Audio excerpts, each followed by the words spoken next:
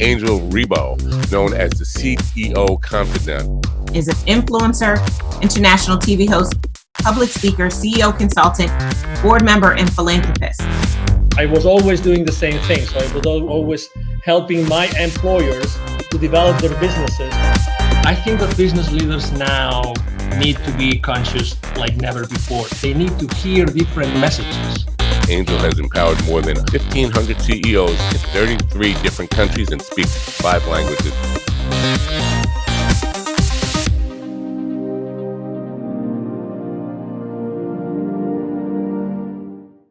Hello, everybody. This is Angel Rebo, the CEO Confidant, with another show of the CEO Confidant TV. And we are here today again with Mr. Neville Joffe, the executive educator. Hi, Neville. How are you? Good. How are you, Angel? Good to see you. Good to see you. So just to put things in reference so that you know, Neville is an executive trainer, executive educator. He's trained more than 20,000 C-level executives and business operators in large corporations for the last 25 years. I'm talking about companies like Hallmark Cards, Campbell's Soup, Constellation Brands, and many others. So, we're going to have the conversation around our conversation around chapter number 9 of your latest book, which is called, The Baker's Dozen Rules of Highly Successful Business Operators. And the title of the book is pretty straightforward. I love it. It's Poppin, which might not tell you much yet, but when I tell you what Poppin means, it will. If your process or proposed plan doesn't improve equity, the answer is no. That's a pretty provocative, thought-provoking title, Neville, don't you think? Yes. So it's just some background to this. During all my teachings for the last lot of years, I've often had CFOs or financial people sitting in my business literacy workshops, not about them learning this material, but rather how to communicate this with their own employees. And I used to hand out a certificate, I still do actually, hand out a certificate of Poppin to say if your process or proposed plan does not improve equity, the answer is no. I see the CFOs pasting this to their door.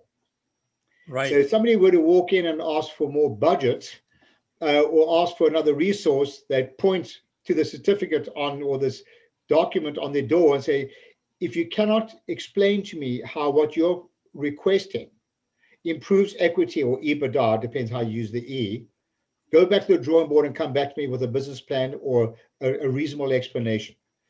Because people are so used to asking for things without actually justifying the financial implications of what they're asking for, or understand that they shouldn't be looking at numbers in isolation, which is another chapter of the book. Don't examine numbers in isolation. Understand the touch points. Right. Or this financial decision that you've now made. Why would you say that people, it sounds so natural and so obvious, but it's not the case. Why do you think this is not the case, that typically people don't have this in their mind before making a business decision? One word for it, Angel: naivety. Naivety. People are naive. People are financially naive. And I know the listeners have heard this expression before, but people don't know what they don't know. They don't know what they don't know. They never or rarely apply their mind to all the touch points, all the resources that are affected as a result of a decision. So, for example, someone in marketing may say, we're going to put out a marketing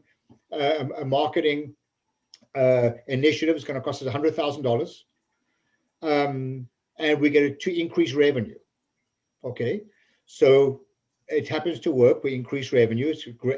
Maybe it's a wonderful marketing campaign, but how many of the people in the organization, we're putting the CFO aside here, how many people in the organization actually have thought about what other resources are affected when revenues increase?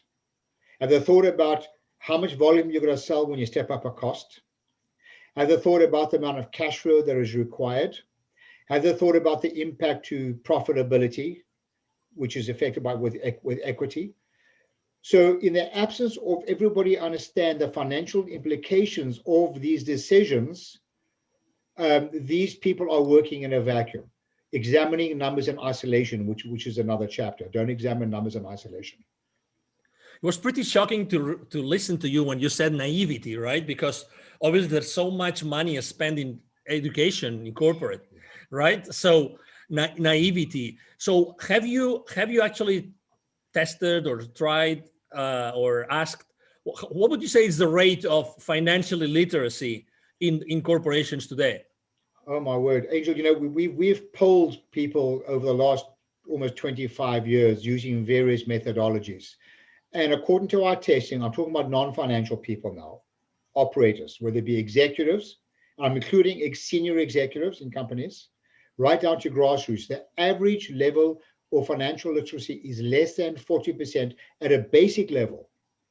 Expressing this another way, the majority of people are 60% financially illiterate.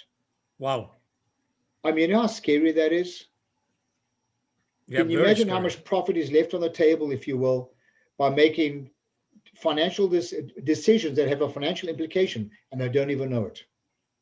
How can the training that you deliver, right? The training that you've been delivering and that you deliver today, how can it help organizations to do a better job? So if you look at the framework on the top corner of my screen, you'll see that it says sustainable profits and cash flow. That's the reason why we're in business. It should drive sustainable profits and cash flow. Your investors don't really care that much about what we do. They really care about profits and cash flow in the end. But to do that, nobody can do it alone. So the objective of our education programs is to help. Well, first, let me go back one step. You'll see on the top it says accountability. It's not reasonable to hold people accountable if they're not engaged in the decision-making process and if they're not educated. Right. It's just not reasonable. So it is incumbent upon the leadership of an organization to ensure, however they do this, to ensure that people are engaged in the process of decision-making, and that they are educated to understand the financial implications of the decisions, always pointing to the ultimate reason why we're in business, which is profits and cash flow.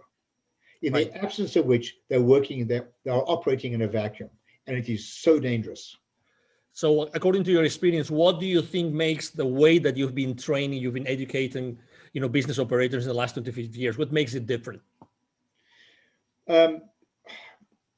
I think it's fair to say that there are many non-financial people that would rather have root canal without anesthesia than have to sit down and go through and learn about finance, accounting, anything related to the word finance.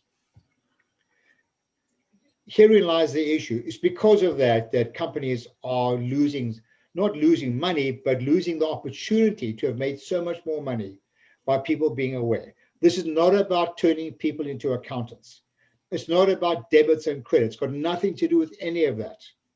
It's got to do with understanding the story behind the numbers on a set of financial statements, because that is all your shareholders care about.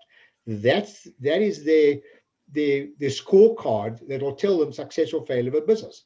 Therefore, everyone needs to understand what the scorecard, the statements will look like as a result of their decision. And everything should point to it, in the absence of which they're making naive decisions, to the point I made earlier on. Wow. If people would like to know more about this, Neville, what's the best way to connect with you? Oh, I love a good debate. Just contact me, Neville, Neville, at bizwisdom, bizwisdom.com. I'd be delighted to share more information with you and to tell you how you can go about getting your people literate and making fiscally responsible decisions. Wonderful. Thank you. Thank you very much for being with us today and for sharing so much, Neville. You're most welcome, Angel. Pleasure as usual. Absolutely. And everybody listening and watching us today, thank you very much for being with us today. It's been a pleasure to have you here. I'm sure that you have enjoyed this conversation with Neville Joffe as much as we have, and we hope to see you soon in our next show. Thank you very much. Have a great day. Bye-bye. Thanks. Bye for now. Thank you so much for watching our show today. The entire team of the CEO Confidant appreciates your time and attention. If you think that you are a good fit for the CEO Confidant TV, please connect with us on LinkedIn. We hope that you enjoyed today's show as much as we did. See you soon. Angel Ribo, the CEO Confidant. Email address angel@angelribo.com. Don't forget to follow me on LinkedIn. Thank you.